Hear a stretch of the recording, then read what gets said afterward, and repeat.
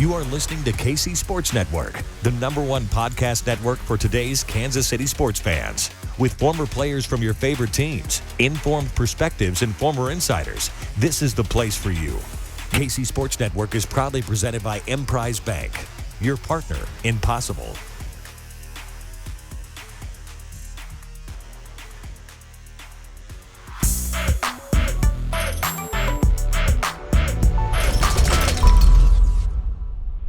It's 21 questions presented by Macadoodles. Got some fun questions from the KCSN Discord here to help me answer them. Matthew Lane, what's up, buddy? How you doing? We're getting into this because I looked at one question and one question only from Kay Gumminger. Why do you keep ducking me in one-on-one, Kent? Tell the people to their face right now why you keep ducking me in a game of one-on-one. You have no clue how many people have brought that up in the Discord and on Twitter. I got sick during the time you were here. I didn't get to see your Craig. No, it was sad. You know, I timed it up perfectly. Speaking of being timed up perfectly, the Lee's Summit location for Macadoodles is open. The Jefferson City location for Macadoodles is open. We are very excited that there's one in the KC Metro, though, and we are geeked out about that. Make sure you check them out. It's a wonderful experience. Trust me. And it is an experience. You're going to have really helpful people taking care of you, answering your questions. Wonderful selection. Make sure you go check them out. They support us. We support them. It's great. All right, let's get into these questions. You know why I'm ducking you now. But there's that. Grayson Jaspers, our guy. Lucas Dang is back. What does that mean? Does he get to start eventually? Who gets cut for his spot? He just started practicing. They have the 3 weeks. Oh no, I don't. Is the pup list work the same way? Do they have the 3 weeks, or is there no window for this? I don't actually know. I am unsure of that. Oh, we're I would great at this. Yeah. He's back. It's his first day practicing. I don't think anything is imminent with that. Judging by what we have seen from Lucas Niang in the past, after some time off, it takes him a little bit to get rolling again before he appears to be in game shape. To do with that what you will. I don't anticipate to see much of an impact from him unless there is an injury to somebody. And even then, I don't know why you'd push him in over Prince Tiga or Jarion Christian at this point. I believe the 21-day window does apply to the pup list, by the way. Okay. Can confirm. It's going to be interesting to see. I talked about Andrew Wiley on the lab this week. It's like, there's at least a little bit of pressure now on him. I don't know if it's ever going to culminate, but it at least exists. Fish asks, what are your thoughts on future NFL expansion and what would you like to see? You have any strong takes? I thought this one was yours. For me, I have some. I don't want them to expand at all. No. 32 teams is fine. I don't want them to go to London. I think that's insane from a logistics perspective. So I don't want Jacksonville moving to London. I think that's insane. I think just logistically that would be a nightmare to try to. I understand why they do it. I do love the idea. If you told me that for one of these 17 games every year there is a game in London, though, would have no problem with that. I think that would be awesome. I love this 8:30 schedule stuff. I think it's great. It is like getting an extra game every week, or an extra game to the window is beautiful. So if you found a way to get a game there every single week, cool. But having a team base out of there, I think would be insane. Hard pass. Really? Oh, hard pass on a team basing out of there is what I'm saying. No, Okay. The only way it would work is if you found 4 European countries to all have their own team and then they have their own division. And even still, you're doing a lot of travel back and forth, but I don't think there would be any way that would make any sense unless you had a team in, maybe 2 teams in England, or 2 teams in England, a team in Germany, and then you have to find somewhere else probably, right? You would have to spread it out so they at least have their own, but I mean, even still, that travel for them every time is going to be ridiculous. So yeah. I don't need it, and I don't need more than what they have right now. I think they have, the NFL's in a pretty good spot. The NBA, trim your league down. Too much. Make all super teams. I only want to see super teams. The NFL's in a good spot right now. I could live with that.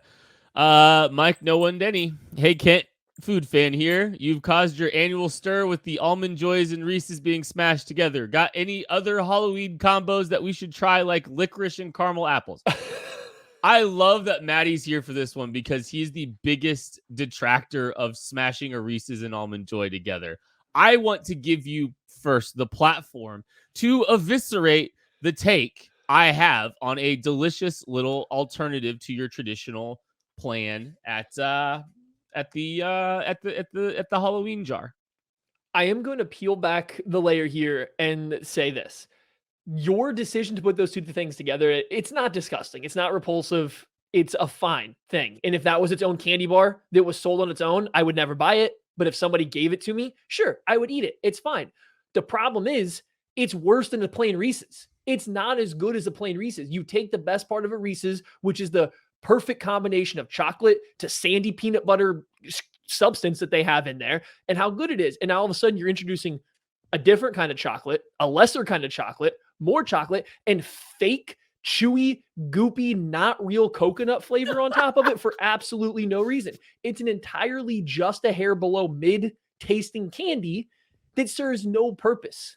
No purpose. I have one beef and gripe with the take that I've been yeah, I've been clamoring for and giving the last few years.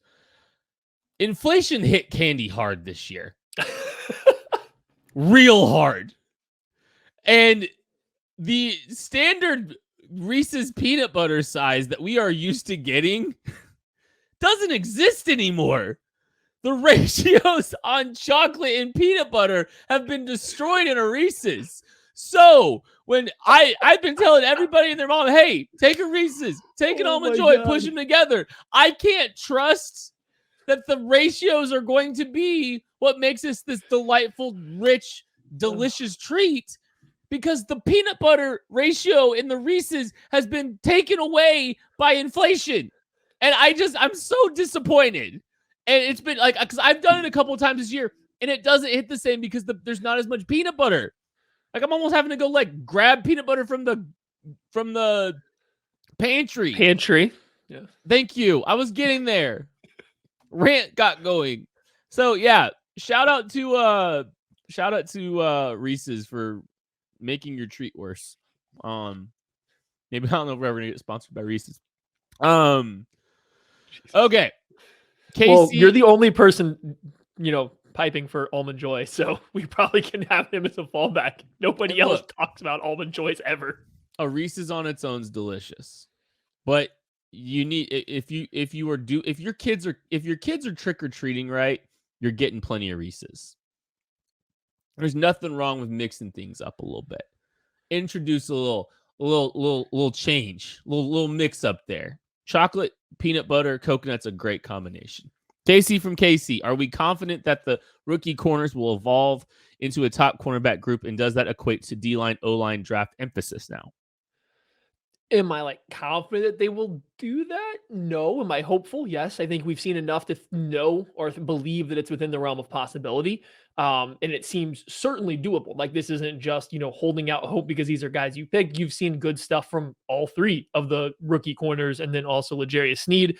So yeah, I think in the immediate future, you turn your attention to the defensive and offensive line for now. I've been kind of not doing mock drafts, but looking forward into it. And at the offseason, there's not a lot of space to shove more defensive backs on the roster right now. There's a couple spots, but not a lot. So yeah, I think you're looking at the trenches, maybe some offensive weapons, but I don't know how much you're having to invest in the secondary going forward where they are right now.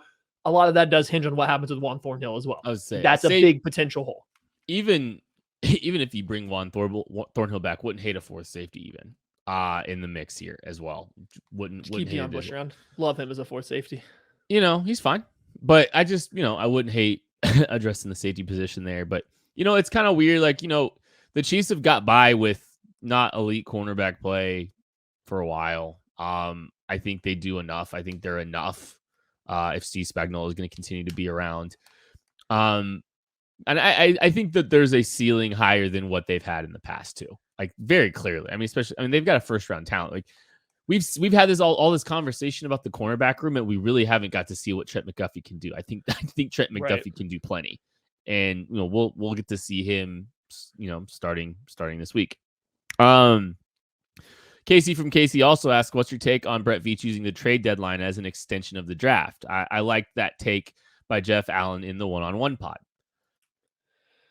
So yeah, I think that there's certainly some validity to that line of thinking. And like when you come up with the trade deadline, such a weird spot. I think this year we saw such a spike in movement of teams being aggressive, and I'm sure some of that has been outside forces pressuring it. I'm sure that has been an analytical approach to some football stuff that shifted here as of late. So yeah, they roll up into that. I think that that line of thinking works.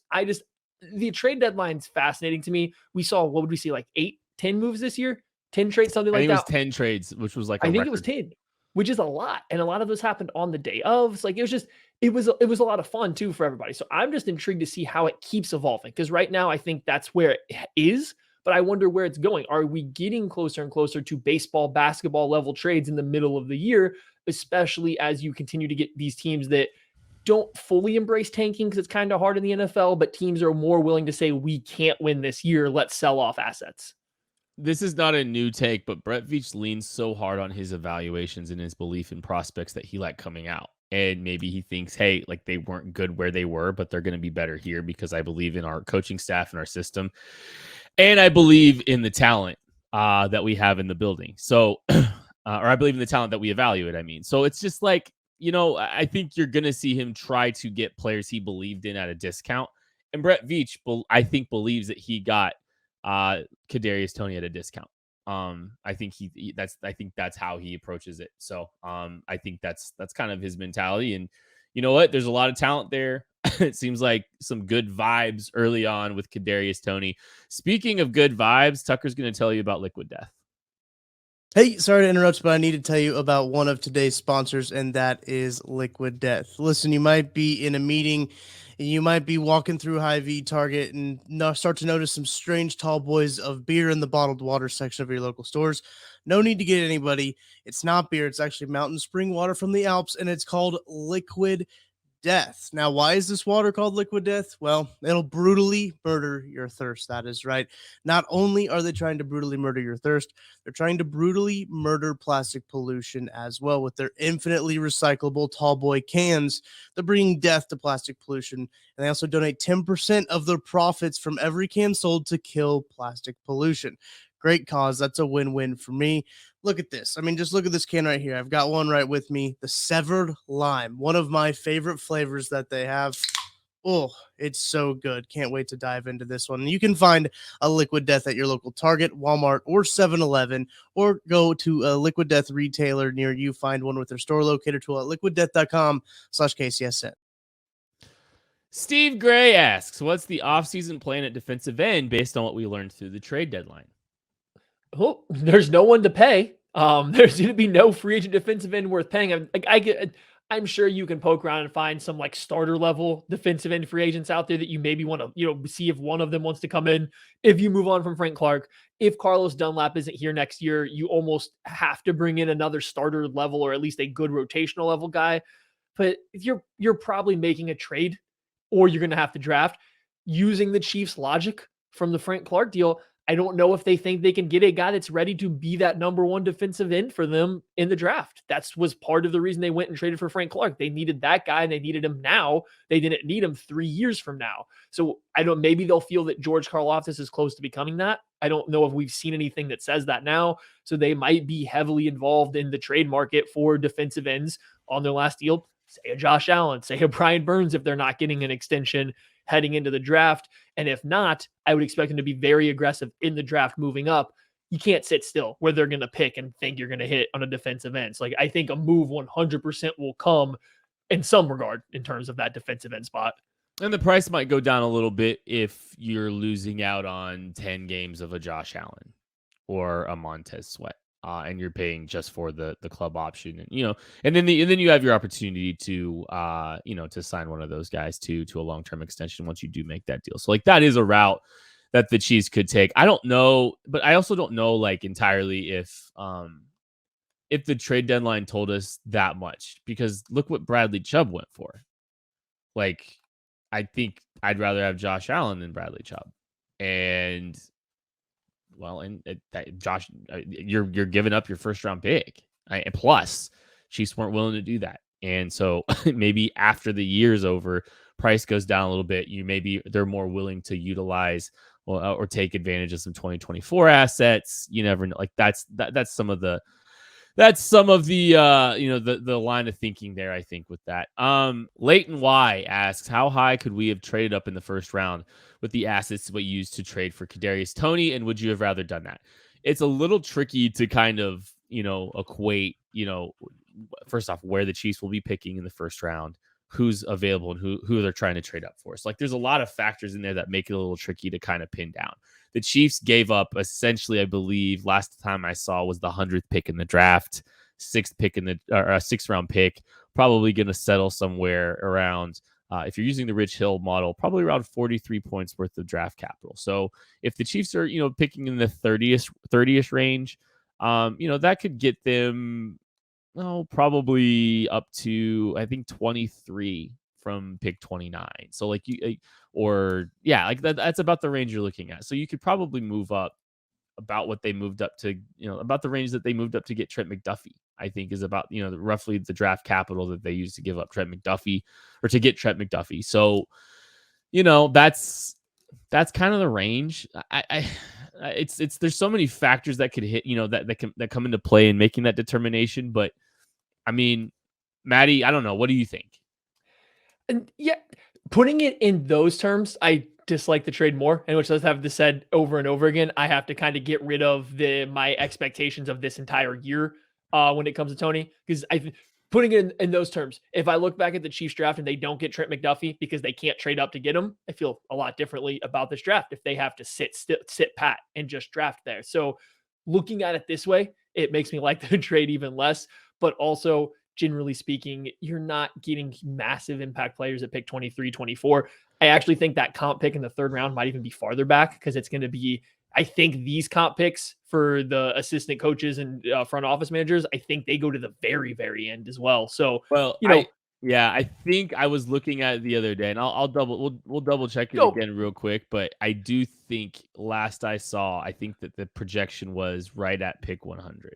Okay. So, yeah, but either way, like, it's just, there's only 3 players that are currently projected to earn a compensatory third. It's Christian Kirk, Brandon Scherf, and JC Jackson. That's it. Yeah. So looking at it in terms of the draft, I dislike the trade a little bit more than I would in a vacuum. But then I'm also thinking, what's really going to be available at pick 23, 24-ish? Not a lot. So it is what it is. I'm fine with it. I think I've come to grips with the move. I think it could play out very well for them. And the Chiefs have so much draft capital. They don't have a ton of spots on their roster that they're, I don't think they're going to have 13 rookies make the roster next year. So, I'm comfortable with it. Love this question. Zaxxum interacts the best barbecue meal with which to induce a full food coma. I have one, but you go first if you've got one. I mean, it doesn't matter where you go. Every good barbecue place you go to has some kind of platter that gives you minimum of 3, but up to like 5 or 6 cuts of the meat that they have. You order that, you get your 2 or 3 sides that come with it. You got to make sure you order some kind of beans.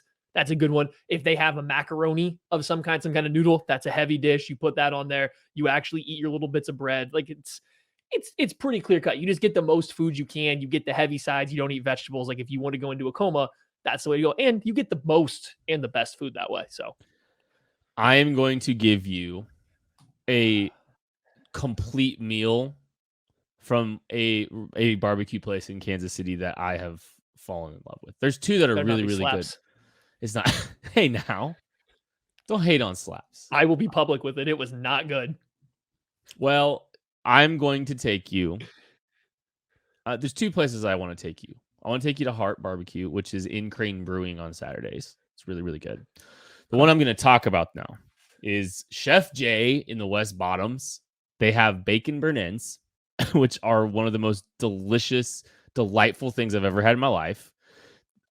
Thick cut brisket, burn ends, regular burn ends, your beef burn ends.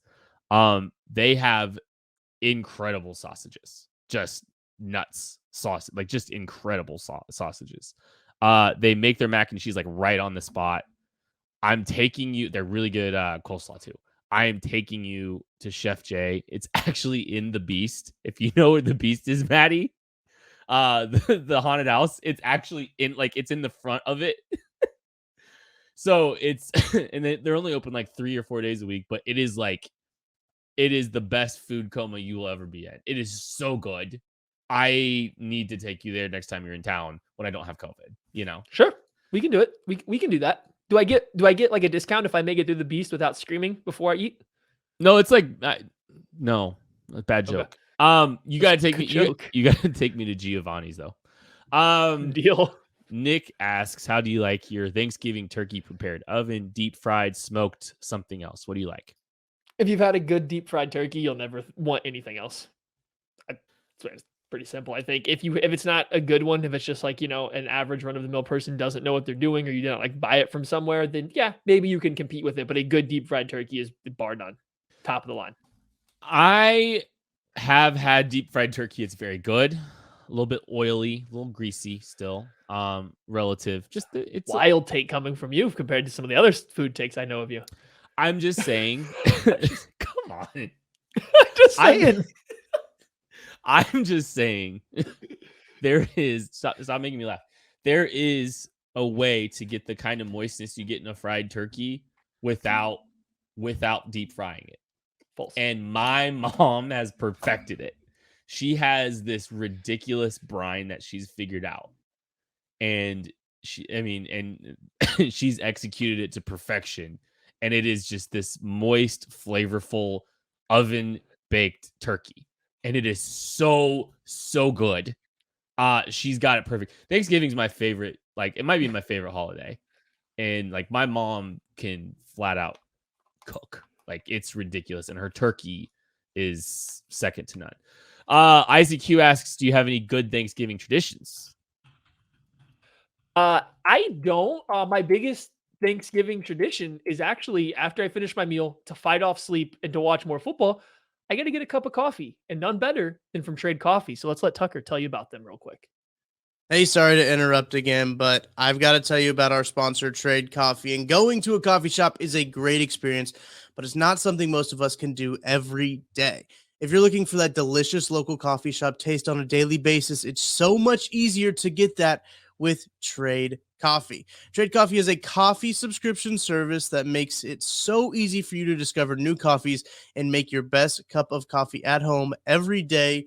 No fancy equipment needed. It's wonderful. Whether you know what you're doing and you already know what kind of coffee you like, or you're looking and you need some help, Trade makes it easy and convenient to discover new coffees. They'll send you ground coffee or whole beans or however you make it your coffee at home. They will send it to you. It's absolutely perfect. It's a win-win in my book there. Here's how you got to do it. You're going to upgrade your coffee today with Trade Coffee and let them take the guesswork of finding your perfect cup. Right now, Trade is offering listeners a total of $30 off their subscription, plus free shipping at drinktrade.com/KCSN. That's drinktrade.com/KCSN for $30 off your subscription to the best coffees in the country. drinktrade.com/KCSN. Positive and Toasty. Do you think the Chiefs were okay with giving up their third-round compensatory pick because they are hopeful that Eric Bieniemy will finally get a head coaching gig? No, I don't think that's. I don't think that's why. I think they were okay with giving up a third-round compensatory pick because they had one. They got one for Ryan Poles. Now, if they get one for Bieniemy, that's great. But they have 13 picks to play with. I think that was more what they felt like. Hey, we're willing to do that, and we like this player enough to hopefully, what we think's a discount is, really what's going on there. Cigarette and a Fresca asks Matthew, what is Kent's worst food take? First of all, saying that you can get a turkey as moist as a deep fried turkey by oven baking it. That's number one. I get a couple here. He doesn't like ginger. Okay. He doesn't like ginger in food. There's an entire portion of the world that can't eat food from because he doesn't like ginger. That's just wild to me. And ginger's delicious. That's a crazy one. But that's the worst. The wildest food take. I once asked him, what is your favorite kind of tree nut? What is your favorite kind of just nut to eat? There's cashew, peanut, almond, and maybe something else was in there. I can't remember, but those were some of the options.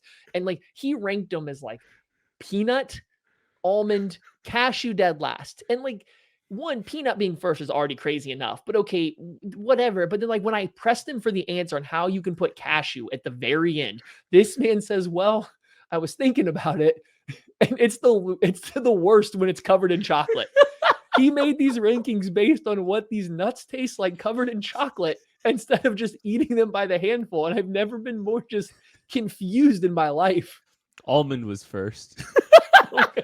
Yeah, the most bland of the nuts was number one because it tasted the best and covered in chocolate. The best part about it is like a year later, I had cashews, and I was like, what was I thinking? It's the best, some of the best things I've ever had. And then I had chocolate. Then I had chocolate covered cashews, and they were incredible too. Wait till you get one that has some sea salt chocolate on there. Oh, okay. Andy Nagel, what's a trader cut that Casey has made over the last few years that you wish Casey hadn't done? I don't think I have a ton of regrets about what the Chiefs have done. You know, even the Tyreek Hill trade, totally fine with the move at this point. Offense seems just fine. I don't know if I have a ton of regrets about moves that this team has not made or has made. I was going to say, if you have any, Maddie, go for it. But I mean, it's not a cut, but not bringing back Emmanuel Ogbah when he was very affordable, I think is probably like one of the bigger regrets they should have. But like, that's about it. And that's not a cut or a trade. So, yeah. All right. Nick asks, best fantasy football punishment for finishing last. I proposed earlier this week having to take Ken out for dinner. He gets to choose the spot in order for both of you. Man, the Discord is tearing you down this week. Holy, I love it. Keep it up, guys. Yeah, I got made fun of for not being on here very much anymore, and it's true. I know I got in a really bad habit of not being on. I'm trying to break that habit, but I've been getting roasted for basketball. I've been getting like eviscerated for my food takes today. The best fantasy football punishment, there's a lot of good ones. Having to go take the SAT is pretty good. The one I've had some relatively mild ones. The winner of our league got to pick the loser's team name for the next year. Last place, like that was kind of like our most extreme one. So, chest and belly hair waxing. Ooh. Because not permanent, but also not fun. It's not like, yeah, people do the tattoos. That's too far. It's too far. But a good old chest waxing. Whew. Zach Eisen asks the ideal plan to address the pass rush this offseason. Yeah. Trade, whether it's up in the draft or trade for a defenseman. We kind of answered it a little bit ago, but like they have to make some kind of move. You can't sit pat at the end of round one and expect to hit a defensive end. I don't want them to do the Bradley Chubb trade and that deal for Josh Allen. I think it's actually very similar. It's too much money and too much capital for a above good, but not game-changing defensive end. And that's the issue that I think the Dolphins are going to run into. I don't want Josh Allen for a 1-4 and then to pay him $23 million a year. Brian Burns, sure. I think he's on a different tier than those guys. But so you got to find the right trade if you're trading for a veteran player and you're giving up that much. If not, trade up in the draft, cross your fingers and hope that you hit on, that guy that goes at pick 18 that's still good. It's still hard, but hopefully maybe you get to 16 and get the next Brian Burns because like he went at 16. B Higgs 55 asks, what's the best holiday activity? Trick-or-treating, Thanksgiving dinner, opening presents. Thanksgiving dinner's elite. I love going to Deanna Rose and watching the Christmas lights. My family does that probably 4 times a year. My neighbors and I think this year we're gonna rent a limo and go to Christmas light tour. That could very easily climb up the ladder for me because that sounds like a really good time. Do you have any big ones, Matthew? I do. It's going to the Kingdom Bar and Grill, going live for Draft Miss and the NFL draft, and talking about the NFL draft all day. Yeah, fair. There you go. That's a holiday. Seafog 61. You have to pick one of the trades made the past couple weeks for the Chiefs as is. Which one do you pick? I have my answer. I don't know if you've got one, Matthew, but I have one. Robert Quinn. Yeah, no doubt. Especially I also don't hate the TJ Hawkinson one. Actually, I do want to throw that out there. I actually kind of like that trade for the Vikings. That was not bad at all. Do you like it for the Chiefs though? Yeah, actually. I mean, he's a better blocker than any other backup tight ends currently and a better receiver than any of their backup tight ends currently. Matt K asks, is this Patrick LaVon Mahomes' best season? I don't think. Well, I think we got a little bit of time. Like I think could be trending that direction. I think he's been better and better and better as the season's gone on. That Niners game was nuts. It's not as flashy as like his second year. He basically his rookie year. It's not, that year was flashy because he was just kind of running around and playing, with a little bit of freedom, and he doesn't see it cleanly right off the bat. Cool, let's just go make a play happen. He's just operating at a ridiculous level that he doesn't have to tap into that bag as often. But he's nuts, man. Like he's just playing at a ridiculous clip, and he's efficient, and he's seen more things now. It's impressive. Let's see here. We got a few more. Grayson Jaspers. Is Rick Burkholder an underrated piece of this team? Probably. Yes, I think so. I mean, the Chiefs don't seem to have like constant issues that other teams have. So I think any team that has a good, staff here and training staff and stuff like that is probably going up there, getting guys back healthy to where it doesn't happen again to that same player, or you don't have repeated injuries to different guys over the years. So yeah, I mean, I think so. I think they are very good at what they do. They are one of the top teams in the NFL. I'm not going to pretend to have a good read on all 32 team staffs in that regard, but I do think, yes, Rick does a great job for them. Z and Dara, if you could add peak Jamal Charles or peak Mitchell Schwartz to this Chiefs team, which one would you choose? I think I would actually go Jamal Charles, just because I think he's a trump card out of the backfield. He's a guy that can catch the ball, elite speed. I know it's a running back, but like him in this offense would be terrifying. That being said, Mitchell Schwartz is incredible, and the weakest link on the offensive line has been Andrew Wiley. So I get why you might say Mitchell Schwartz. Are you ready to fight me? I'm not going to fight you. You're wrong, but I'm not going to fight you. It's Mitchell. The Chiefs aren't going to run the ball anyway. Like Jamal, yes, increases the ability to hit big plays when they do run or when they dump the ball off to him, but get one tackle they can lock down his side, especially if we get to put him across from Orlando Brown Jr. Now we're kind of cooking. So yeah, I think prime Mitchell Schwartz takes this offense in a lot more directions than any running back could. Grayson asks, over under 7 days, Maddie's Charlie Hustle sleeves. Here's the thing. If I had more than one, it's a hard under. I'm not taking the sleeves off this shirt until I get more. As soon as I get more, though, these things become workout shirts immediately. Really, really, really comfortable workout shirts. Last one, over under Derrick Henry, 115 rushing yards. Give me the under. Under. Yep. And we are under 40 minutes on this show. That's a new record with Matthew Lane. That's going to do it for 21 questions. Thanks everyone so much for listening. We'll catch you later.